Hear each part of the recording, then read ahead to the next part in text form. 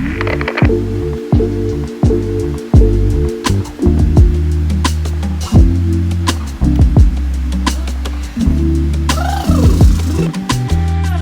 how are you doing? How are you feeling? What's going on in your life? What's popping? What's tea? Welcome back to another episode of the Hey Friends with Laila Alise podcast. And we are here for episode 5 of season 3.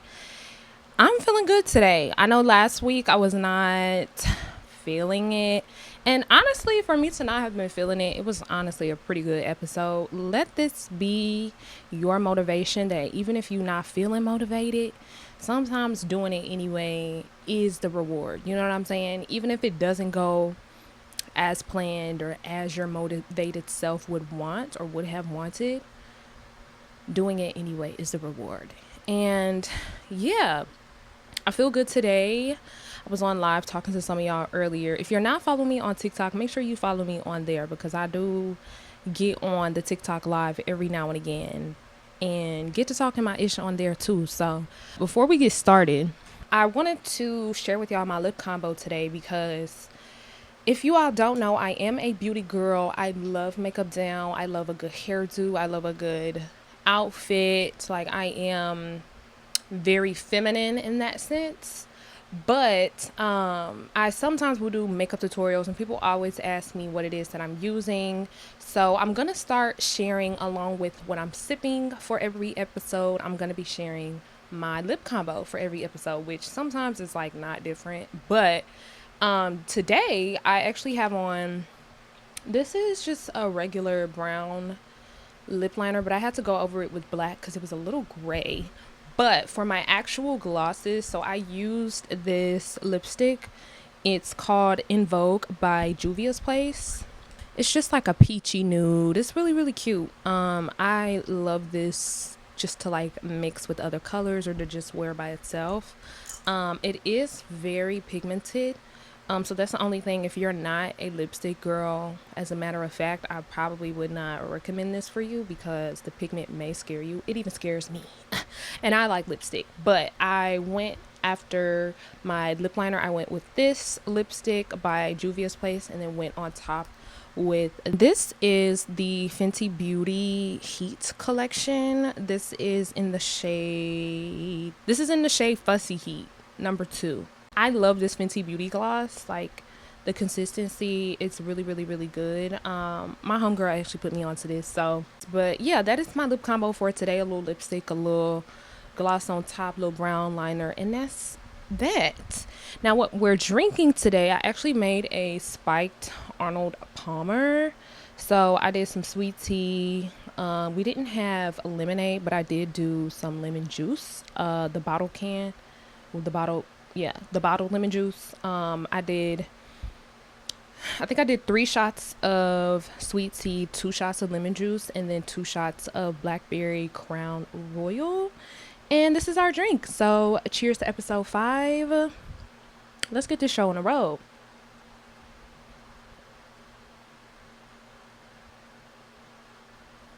Oh yeah. Oh! Oh boy! I want to know if y'all saw that video though of Summer Walker, child, walking the streets. What was it? Chicago at 2 a.m. Like literally in a bonnet and robe. Visibly, you can tell she has no clothes on under this robe. Like, cause she's holding her chest, like holding the robe at the chest, holding the robe at the bottom. Right, so she don't flash us, and then has the nerve to have on like some white or pink slippers. In Chicago, Summer Walker, you walking at 2 a.m. at night, and then she had the nerve to get on Instagram or whatever the platform she chose to respond on. She had the nerve to respond and basically say, why are y'all being so weird? Why are y'all recording me? Like, girl, you're literally a freaking celebrity walking around like you have no clothes. You have no clothes on, Summer.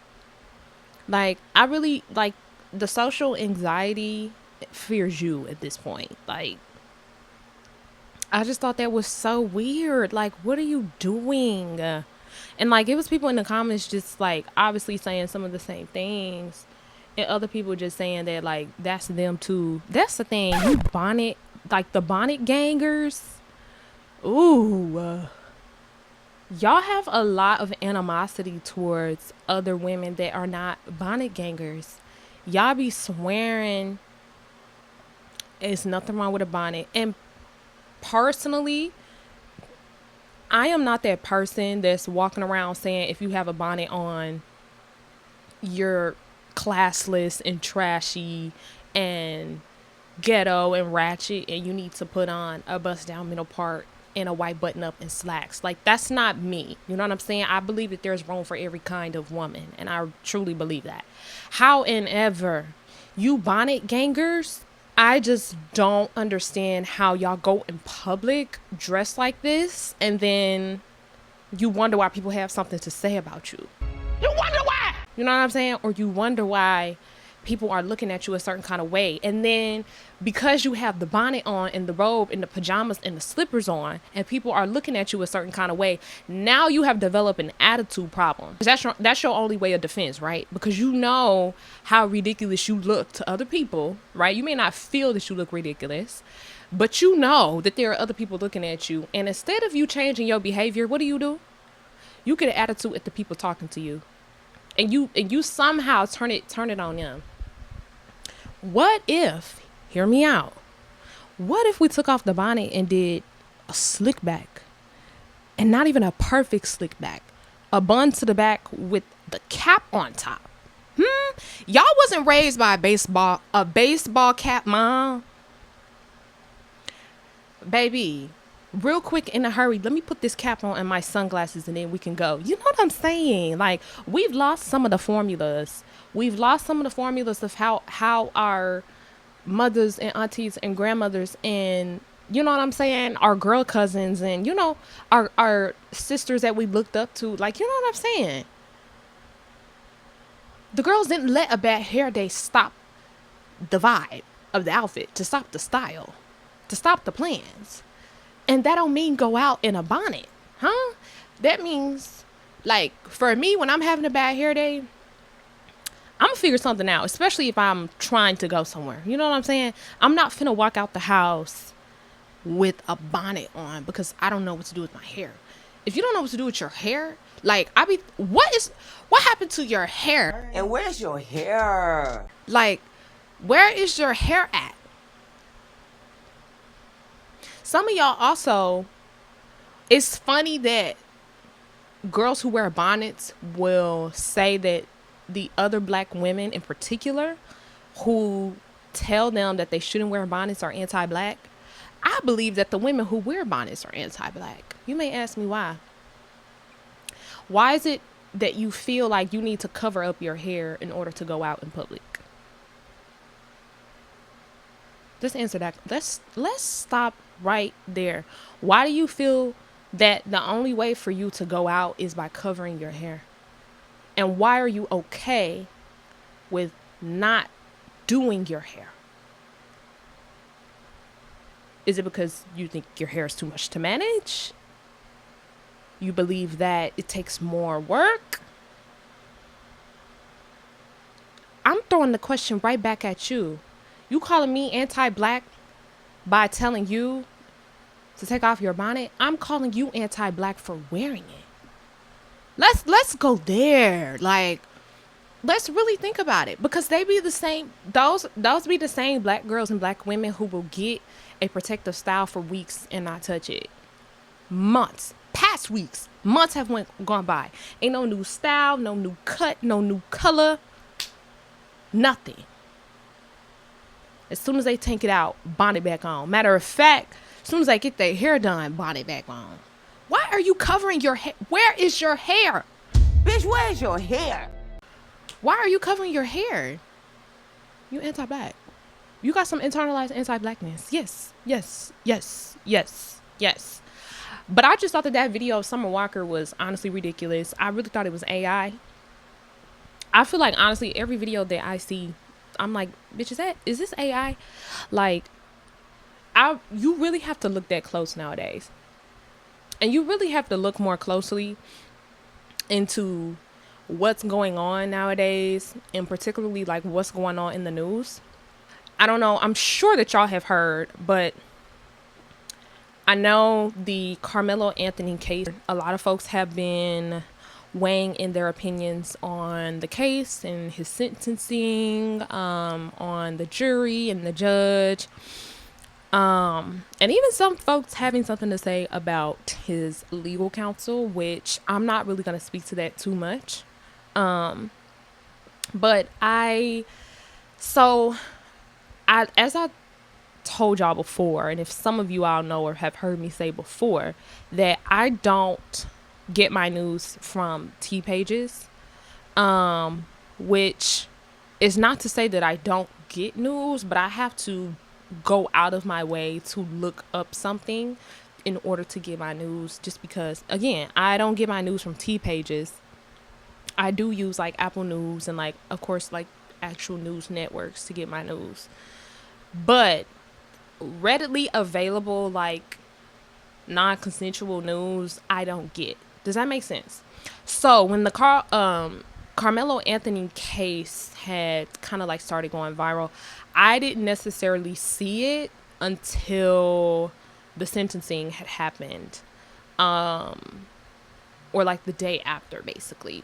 So I was actually minding my business, and one of my mutuals was saying how they did not understand or could not understand why it is that black people are defending him just because he's black.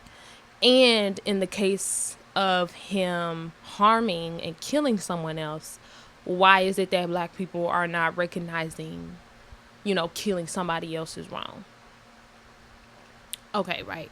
We could have a morality war here about when it's appropriate to kill and when not, and who's first to save and who's not, right? Like we could do that, but it's also semantics, and it's also based on hierarchy. And I'm not going to entertain that, right? So I just kind of felt from the response of this particular mutual of mine was just a little uninformed personally in my belief, and I wanted to like actually see for myself. So that's really honestly when I did kind of go back, do some research. I actually listened to, fun fact, if you all are not, well, not fun fact, but if you all are not listening to the Native Land podcast, it is with Angela Rye, Bakari Sellers, and Andrew Gillum. I love Tiffany Cross. I'm so sad that she left, but they are an amazing platform that does really, really great, I would say nonpartisan, but really, really good non-biased news just about what's going on, particularly black news, but in politics and government, even international news, of course, domestic news. They do really, really well with just relaying what's going on in the world.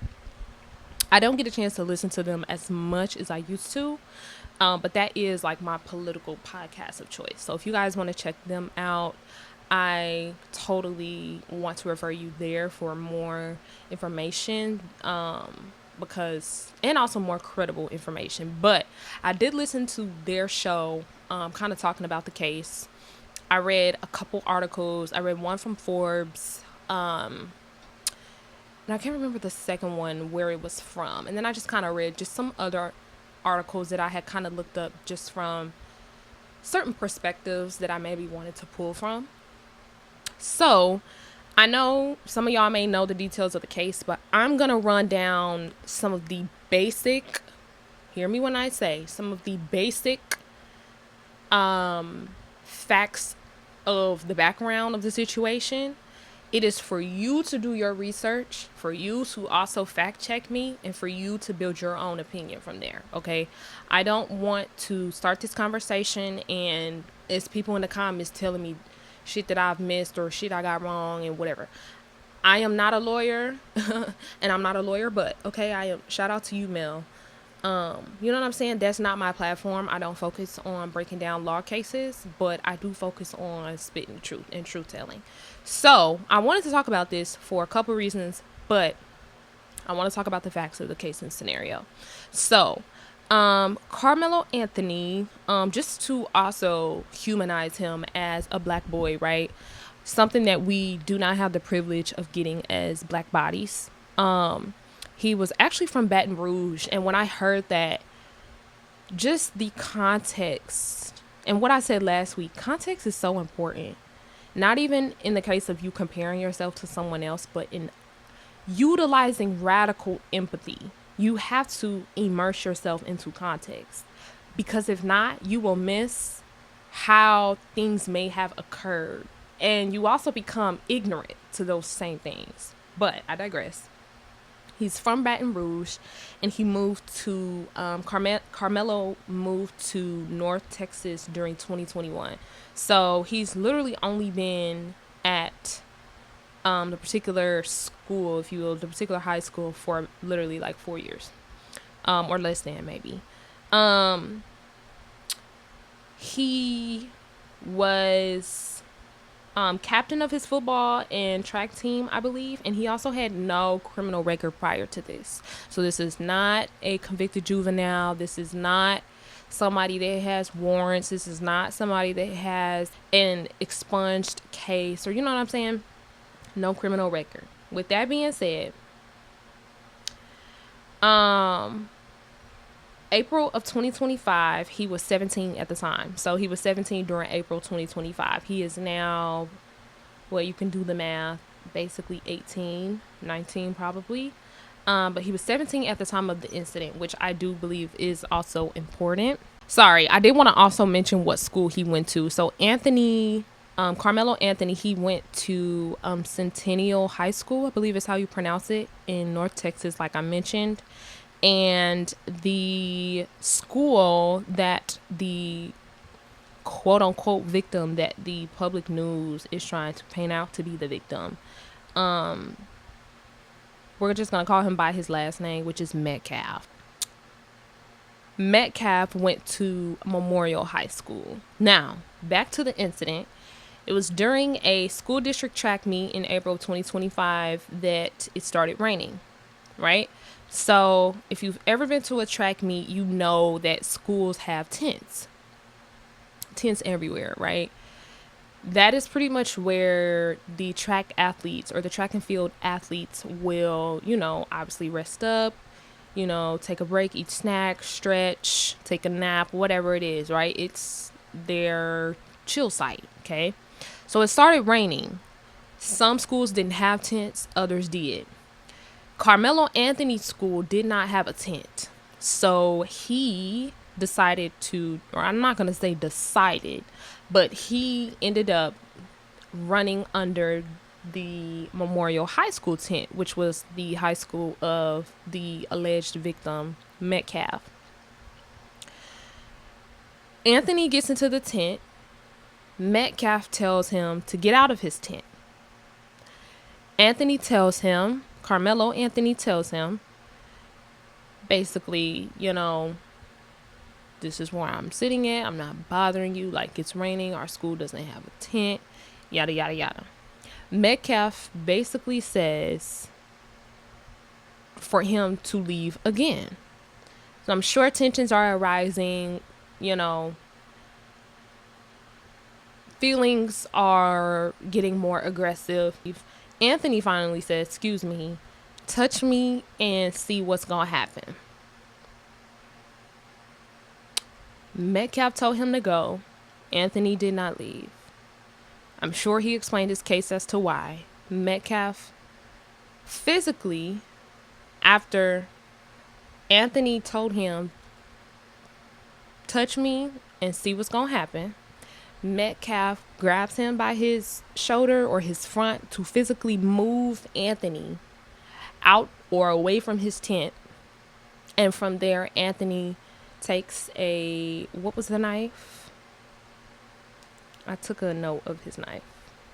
It was a switchblade knife, which was about the size It's about the size of my thumb to the base of my wrist. That's what Miss Angela Rye had shared on the podcast, Native Land Pod. It was called a switchblade knife. So during the physical, right, removal of Anthony by Metcalf, Anthony,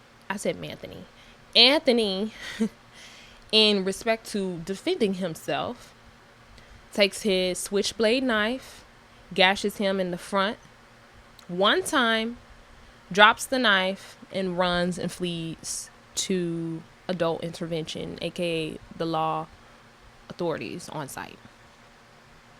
Now, I do not know, nor do I have the details as to what happened between the timeline of the family or the state pressing charges, or you know what I'm saying, and then their trial actually starting, if they detained him in between time, if he was even arrested at that site, or was he, placed into custody later? Was he, I don't know those details. Again, that is for you to do your research. I just wanted to run down the basis of the situation and what happened that day. It was raining. Anthony went into Metcalf's tent. Metcalf told him to get out. Anthony said, touch me and see what's going to happen. He touched him and saw what happened. He physically put his hands on Anthony. Anthony responded with a knife to the front. I don't know if it was in his heart. I'm sure it was closer to his heart because he did die. But he also gashed him once. He ran away, told the authorities immediately. Now, fast forward to the trial, he has a jury trial. Out of all the jurors, there were only two minorities, which were non-black people, but one was Asian and the other one was Latino. No jurors of his peers, no jurors of his race. And I'm sure, even if I could put the locationality as another point of intersection that was missing, because there was no other racial representation of a black juror, there was also a loss of the regional context of the supposed tension, or what could be, right? So I just said earlier that he's from Baton Rouge. A lot of the racism that took place that also heightened even after Hurricane Katrina in Louisiana and surrounding areas. It was very, very tense for black and brown people during that time. But I'm just talking about context here. As to even also to understand why is he carrying a knife. Because I know there were a lot of people saying, well, he's at a track meet. What do you need a knife for? I know kids who I used to walk to school with that had knives and bear mace and pepper spray and, you know what I'm saying, things to protect themselves, because they were either walking by themselves, they were the only, sibling, or, the only child in their family, or, they had sports and they would come home late. And so their parents felt the need that they needed some protective resource to, help them feel more comfortable in trusting that their child can get home safely.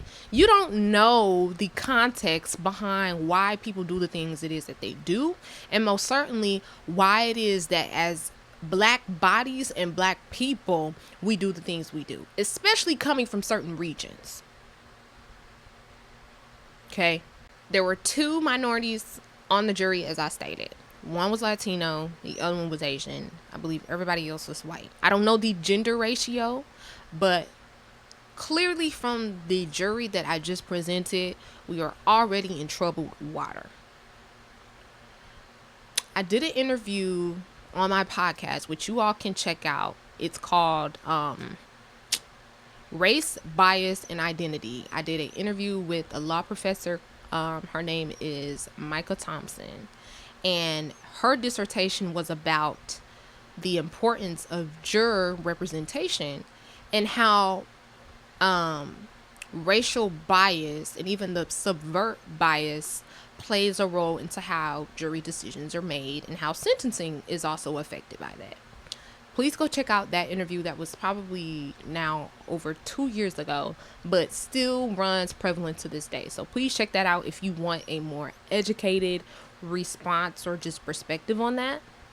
But what I'm going to say is the unrepresentative jury that was present should already tell us also that this case was about race. The prosecution was so focused on saying in their introduction in presenting the case that this is not about race and this is particularly about the charges presented, or however language they put that in, is so ridiculous that it's not about race. But why, if it's not about race, why isn't there races represented on the jury? If it's not about race and race does not play a factor, why aren't there other races in the room? If it's not about race, that should have been a red flag first for Anthony's legal counsel. I believe this was also a case that was not recorded. There was no live streaming either, but y'all can fact check me on that. But the jury deliberated literally for less than 3 hours. It was about 2 hours and 50 minutes, which from what I have heard from attorneys is short. For sentencing someone, well, maybe, I don't know if that was for sentencing or the guilty verdict. Either way, it took them 2 hours and 50 minutes or 2 hours and 51 minutes to deliberate if he was guilty and or his sentencing. From there, after they found him, well, first of all, they found him guilty of first-degree murder. Afterwards, the jury proceeds to sentence him for 35 years in prison.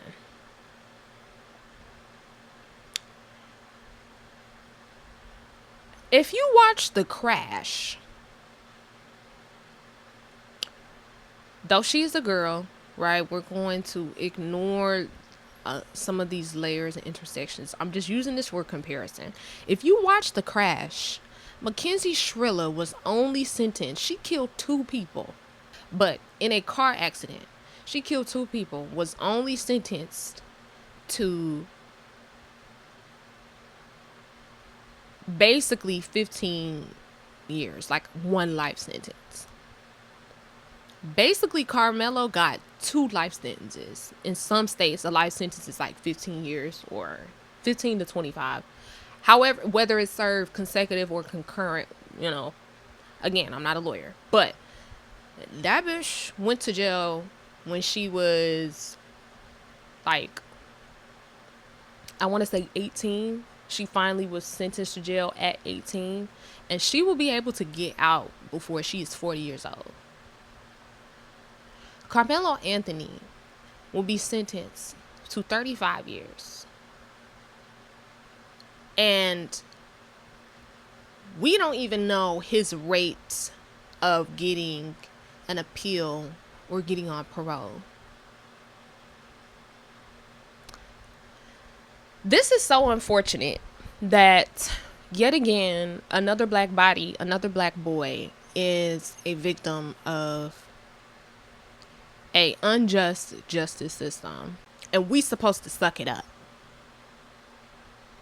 We supposed to expect to get the largest, the longest, the biggest sentence.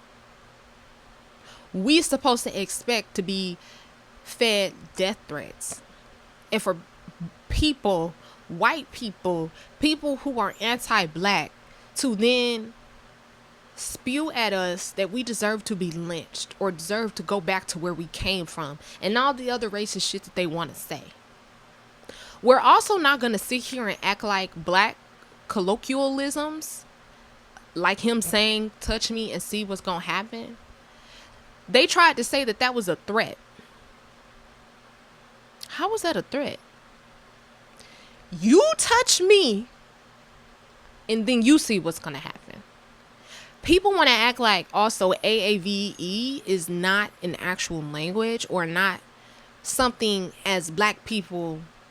We have our own lane of language. That man, him saying touch me and see what's going to happen was not an invitation for him to touch him.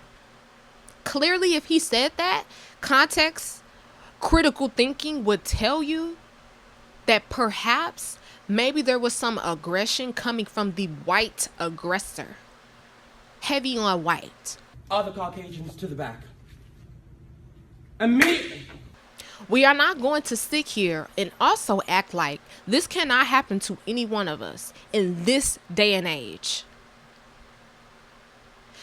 It may not happen to you or me or whomever at a track meet, but it can happen to you at the club when you're arguing with that white because she won't move out of your way. And all of a sudden y'all get to fighting and you hit a bottle over her head.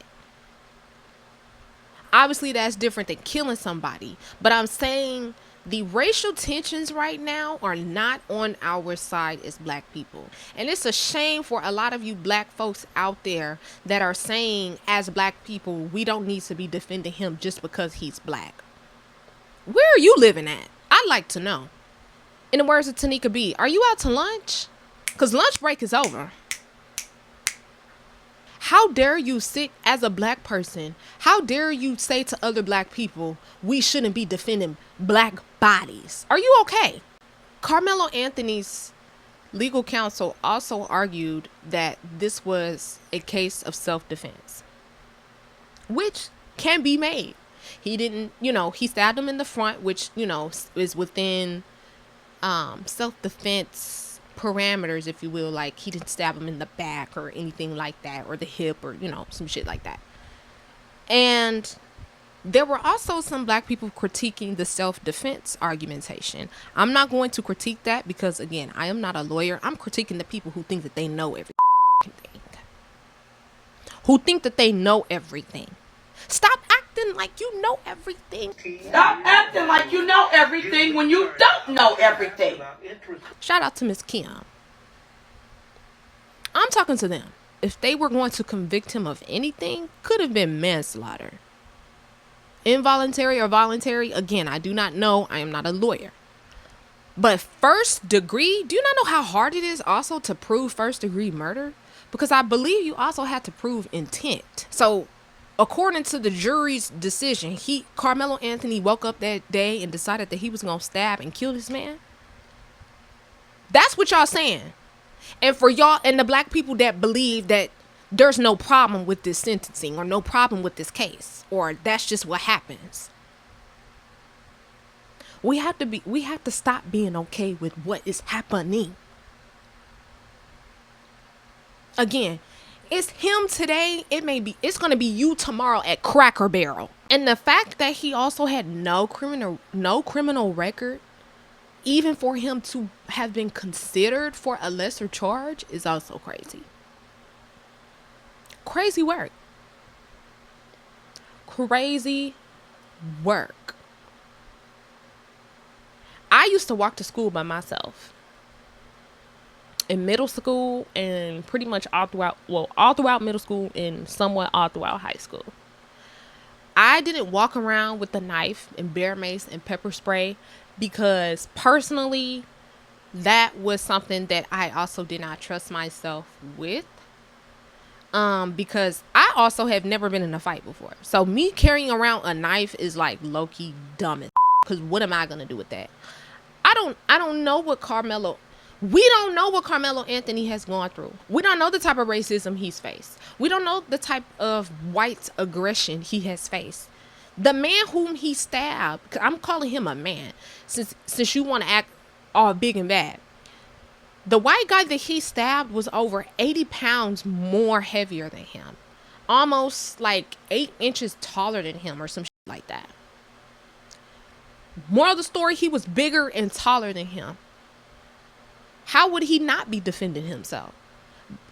I need y'all to come to the front who said this is not a self-defense case. So it's only self-defense when you're literally on the brink of death?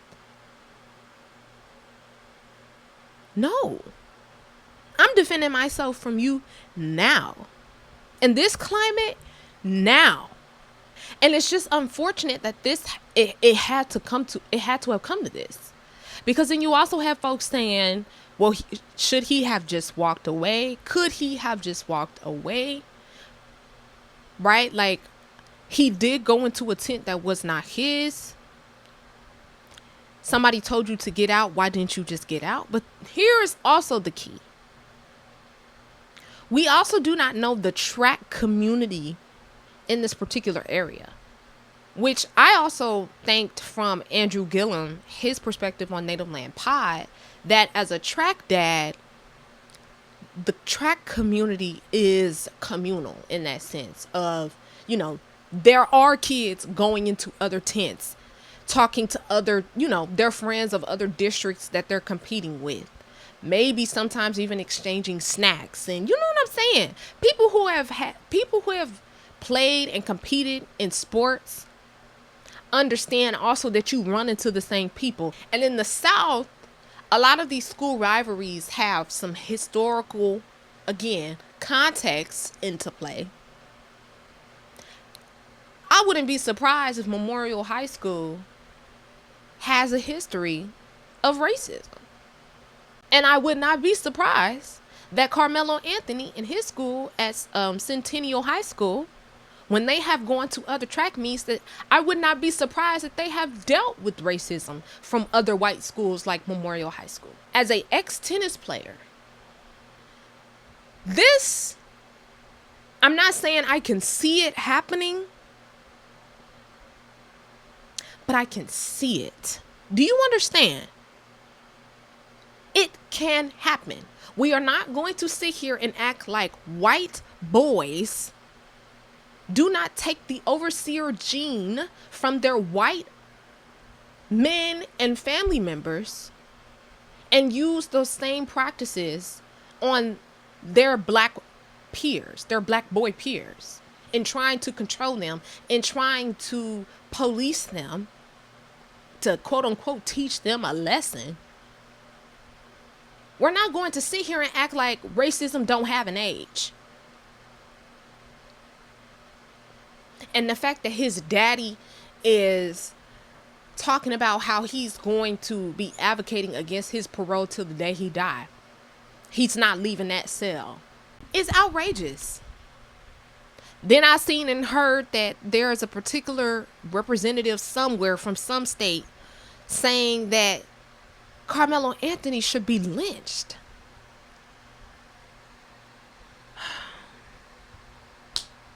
Lynched? We are living in a time where white people want to lynch us again. No repercussions, no criminal charges. They want to lynch us. They want to rid of us. And we're not going to sit here and act like our justice system does not help people in power and these white people who help to support these systems to continue to do so to us as black people and black bodies, to be in control of us, to villainize us, to animalize us. And as to that is why we need to be in prison, because we don't have a sense of civic control. White people have been trying to tell us how to live since the day we came over here.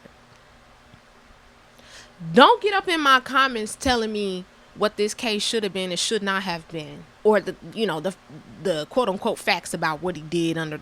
Don't tell. I don't. It's pretty clear to me. He was overcharged, over-sentenced, and was not given a fair trial. The trial was about race. Another black young boy body being put under the prison system and will not have a fair chance of life afterwards.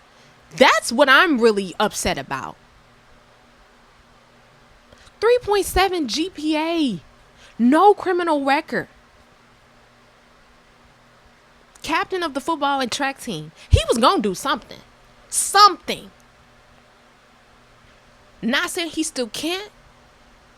But do you understand his ability to do so has been stomped to the ground. 35-year sentence. Astronomical. I'm going to be staying updated on this case because this is just so sad. This is so sad. This is so heartbreaking. It is something else that we have to put in our Black history book of referentials, right? Of what we have to continue to refer back to continue to make sense as to why the shit is broken now and will continue to be broken unless we dismantle the whole shit. I'm about that. I do want to pay respect to the life that was lost, but I'm also going to pay respects to the life that will not be given a chance, and that being Karmelo Anthony. And I'm really hoping that this is not the end of his story, that this is also not the last time we will hear about him and his case. And you know, I'm just hoping that people who are going to be talking about this, especially within the Black community, please do not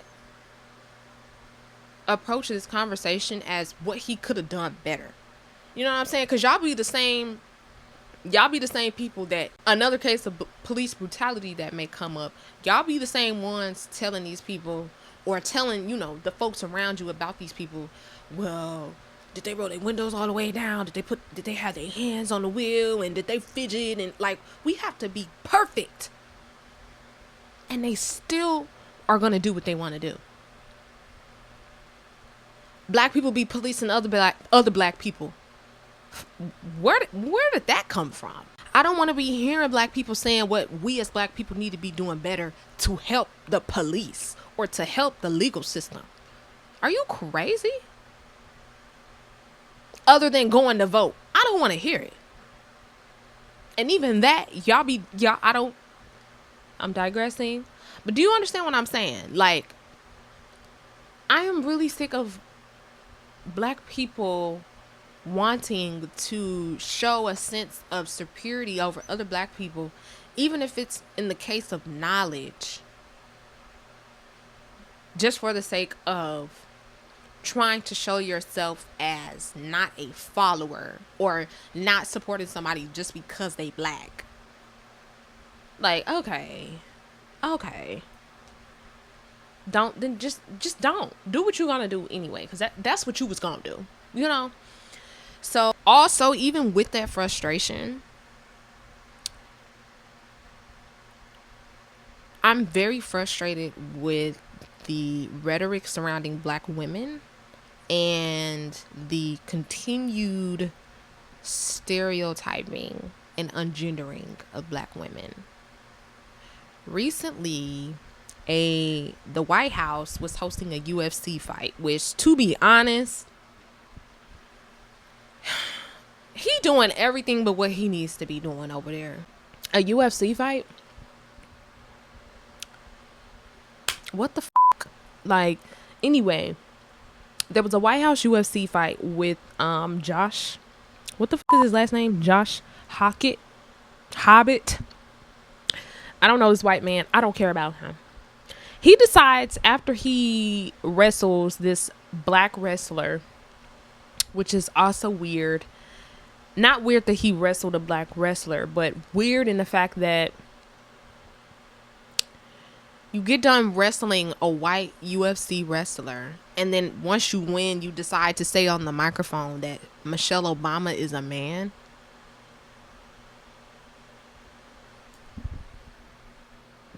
I'm trying to find the sense. Y'all help me let me know when y'all find it too. I cannot seem to find the sense. 'Cause it ain't common. Hello? First of all, where did that come from? What does that have to do with your match? What does that have to do with your chain, your belt? What does that have to do with you homophobic? What does that have to do with you?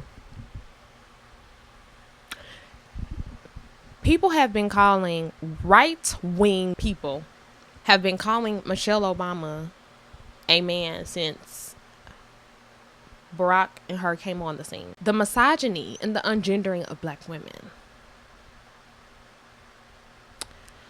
White men still think that they control what I just say earlier, that overseer gene is still in them. That they really believe that they control the ways of this world because of patriarchy, white patriarchy that tells them that they do and can. And them knowing also, these white males, particularly these right-wing white males, also knowing that they have a level of hierarchy over black men, which is as to why they also believe that they can control and say whatever the they want about black women.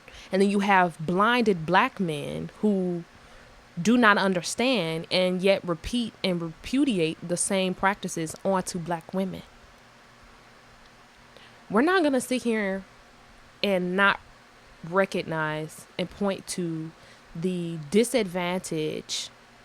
continued disadvantage that black women have to deal with in this society and within our own communities. I'm also tired of black women being the butt of jokes nowadays. And then also at the expense of us being the comedic relief. We're not supposed to feel anything. We're not supposed to react any kind of way, especially a reaction of negativity, of disagreeance. We're supposed to suck it up. We're supposed to not react. We're supposed to show them how perfect we can be to disregard the very insult that they just spewed on us. Black women also have to deal with not only the physical control of black and white men, we have to deal with the emotional turmoil and manipulation from white and black men.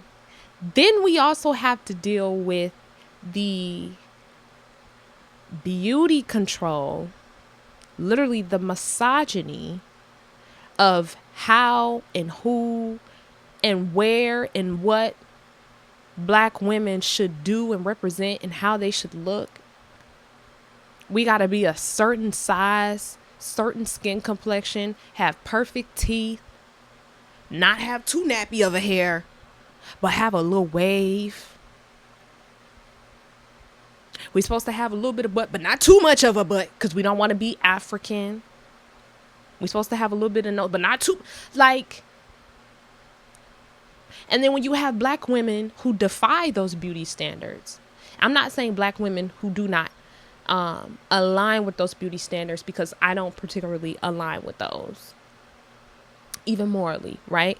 But when there are black women who defy those beauty standards, white men then also feel the need to control us, to manipulate us, to feel bad about ourselves so that we can morph into the controllable woman under the patriarchy. Michelle Obama is a beautiful, brown, dark-skinned woman. Tall, slender. Baby, that body, you better wish you look like Michelle Obama at her age. Hello? Have you seen the arms on that woman? Black women can't have muscles because now we masculine. Black women can't have dark skin because now we masculine and dirty. What? Black women can't have crooked teeth because now we look like a whatever character you or caricature you paint us out to be. And then y'all always want to take our gender away. That be the first thing. White right-wing men or males always want to take that away from us. Our femininity, our gender as women. So therefore, we're left fungible in between two realities that we cannot seem to actually actualize. Us being black and us being a woman. Fungible and therefore discarded. I also read an article on this. I will, if I can find it, I will put it on the screen too. But it's essentially about the also fugitive state, if you will, that black women are always in flight and fright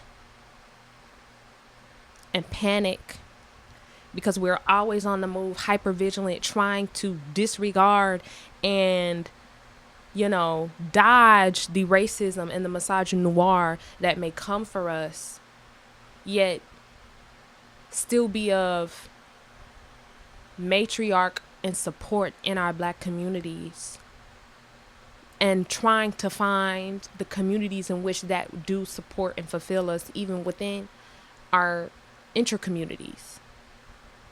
So not having a sense of belonging in neither space, fugitive, constantly looking, constantly running from or to. And it's this back and forth between fugitivity and fungibility.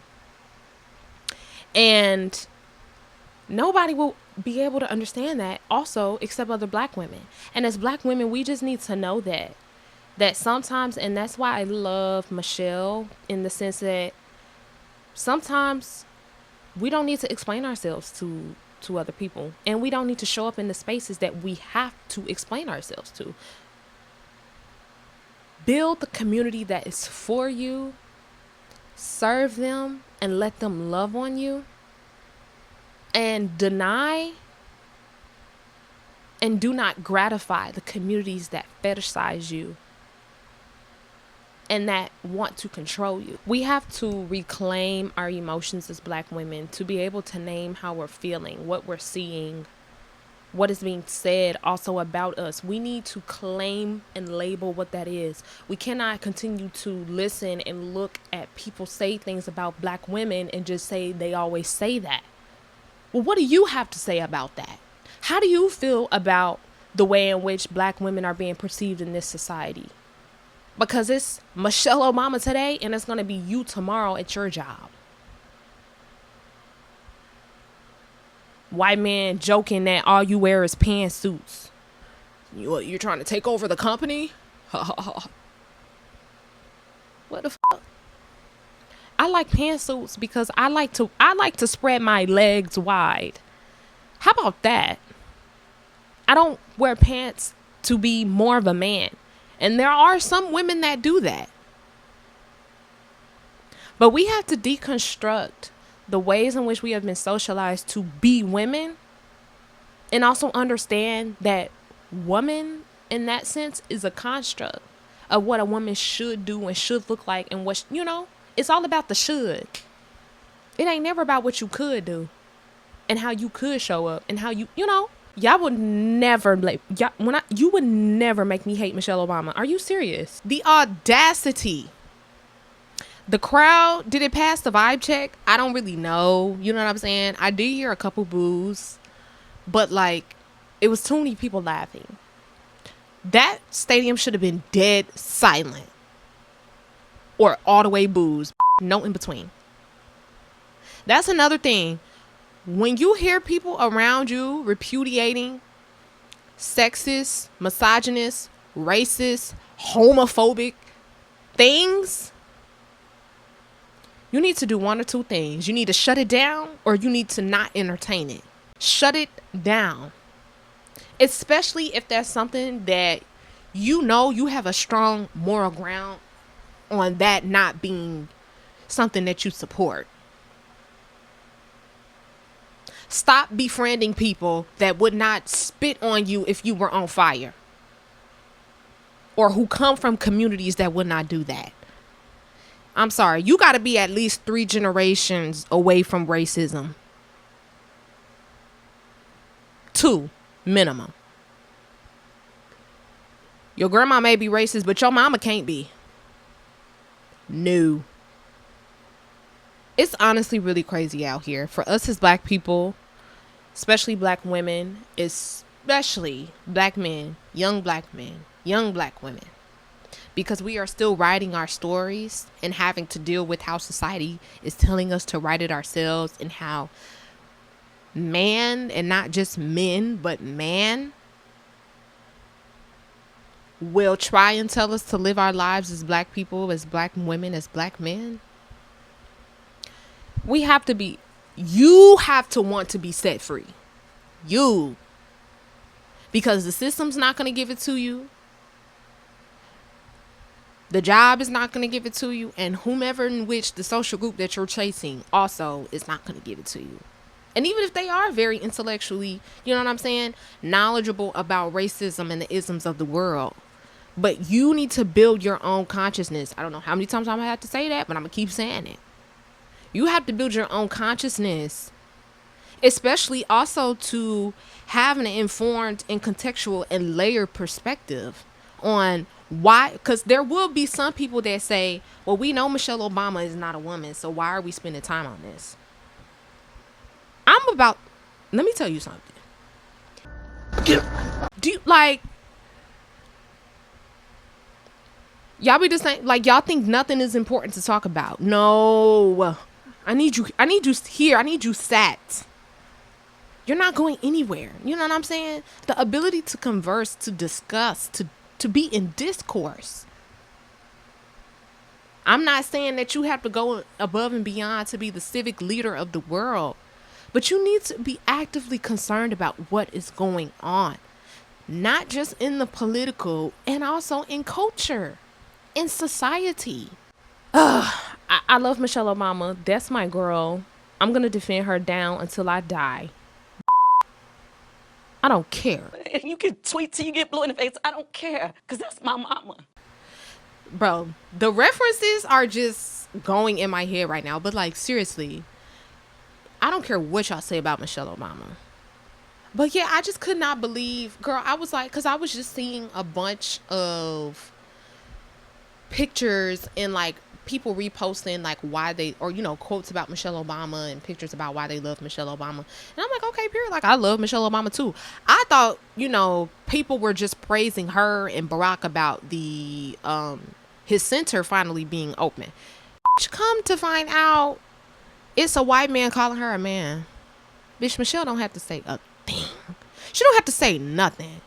And the fact that she's also doing, I mean, I don't know, I can't speak for her, but the fact that she is doing so well right now, her podcast is going great. She just dropped her, third book. She's more free and visible than she's ever been.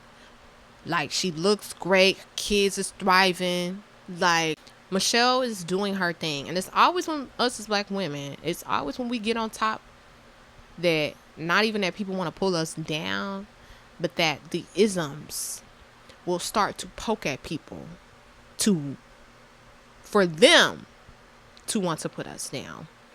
And we just have to know who we are in the system and how the system may see us, and choose to believe different, choose to define ourselves different, and choose to show each other a different level of understanding, empathy, and love. And that doesn't just apply to black women. That applies to black boys too, and black men. Community all the way around, you know, as black people is important, especially right now. But like I said, y'all send me or let me know your thoughts on the Karmelo Anthony case, how you're feeling about just the details that have been, you know, put out there in the public about his sentencing. What are your thoughts on that? Should he have stabbed him? Should he not? What are your thoughts on that? Yeah, I would love to know though. And like I said, let me know if I missed some things too. I definitely will be talking more about this, especially if some new shit comes out. And also let me know your thoughts on Michelle Obama and why it is you think that people are always picking on her. At the end of the day, it's just racism. And if you forgot, let me be the reminder, racism still exists. Okay, that is all I have for y'all this week. We'll see y'all on the next episode. Bye, friend.